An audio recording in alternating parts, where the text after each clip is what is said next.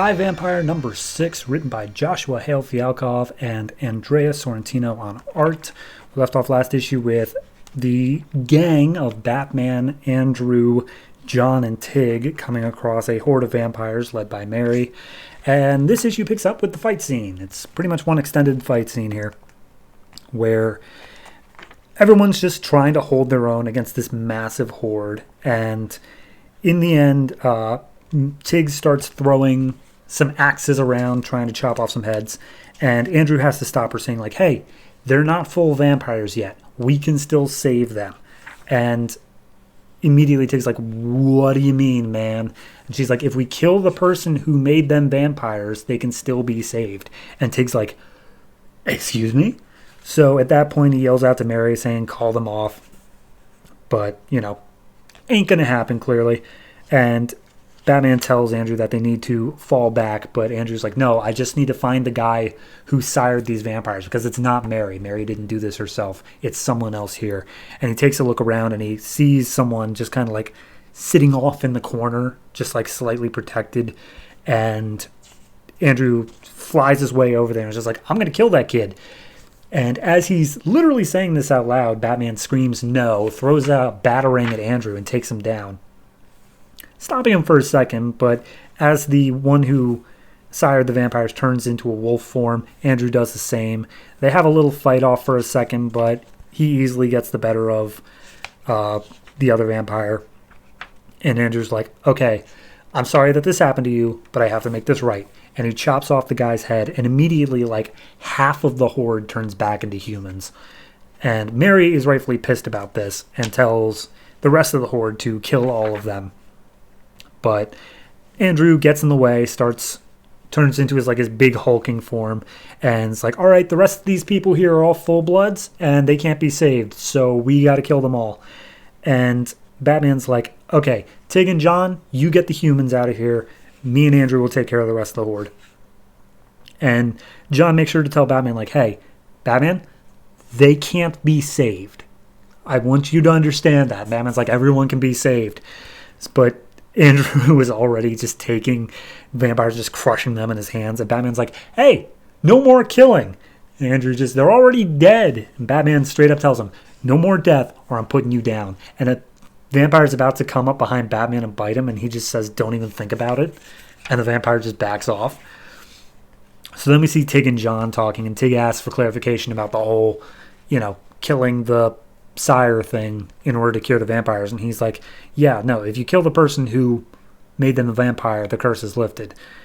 And Tig immediately just light bulb over the head and starts running back towards the fight. But then John calls out afterwards like, hey, you don't understand, that's only if it's within the first 72 hours. After that, the change is permanent. But didn't really get through to her. So anyway, Batman still trying to justify being like, hey, these people are awful, evil people, but they are criminals and they deserve justice. And Mary hears this and just laughs, and she's like, okay, all right, arrest me then. Let's see it. And Batman's like, I know I can't do that. I know that I can't arrest you and just take you in, but I can subdue you and let one of my magic friends deal with you. And he throws I want to say batarang, but it's a rope that latches around her and electrocutes her. She screams for a second, but then just starts laughing and saying how much it tickles. And she conjures a knife out of nowhere and it's just like, okay, I'm done playing with you. This ends now. And Andrew's like, this is the only way, Batman. And Batman's like, there's got to be something else we can do. And he's like, nope, the only way here is death. And then a sword goes through Andrew's chest. And he's like, oh no. And we see Tig is the one who did it. He's like, look, you made her. She made all them. If I kill you, all this goes away. You seem like one of the good ones, but this had to happen. And he's just like, you don't understand what you're doing here. And she's like, I understand, I'm saving the world. And she takes her axe, chops off Andrew's head. Mary's just getting a kick out of all this. And as he crumbles into dust, he realizes that his purpose here on Earth was to make the world a safe place for the things that he from the things that he made. But as he crumbles, there's this loud boom and a screeching noise, and we see this hole open up in the ground. And a voice comes out along with a pair of hands saying that the end has come, and a person crawls out saying the sleeper has awoken. Meanwhile, elsewhere, Madame Xanadu is being talked to by Zatanna, and she's freaking out, saying that the vampires are all screaming.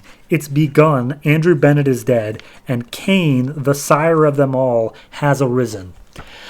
And thus introduces the first crossover of the New 52. iVampire and Justice League Dark is going to be a crossover called Rise of the Vampires, which we will deal with next month. But as for this issue, I really did enjoy this. I didn't think they would go through with killing Andrew. Straight up and out. When that happened, I was like, oh geez.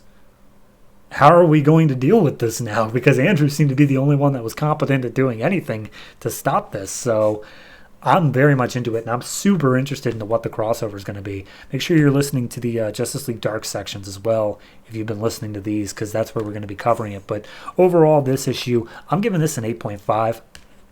My only criticism in the whole thing is that I know Batman has the no-kill rule, but he also, when it comes down to inhuman things or already dead things, he tends to make a lot of exceptions there, and I get that it's for the sake of telling the story here that he doesn't, but just from what I've seen, and even just like Justice League, I feel like he probably would have already made the exception here, regardless of, because they saved the humans they could.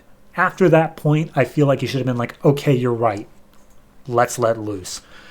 Even if he doesn't do it himself, he should have at least allowed Andrew to. I don't know, maybe that's me, but I very much enjoyed this, and I am very much looking forward to seeing how this crossover. I'm guessing that they're at least going to take care of Cain, unless that's going to be the new villain story. I don't know. We'll see. Super interested, though. Definitely loving this book. Check it out if you haven't.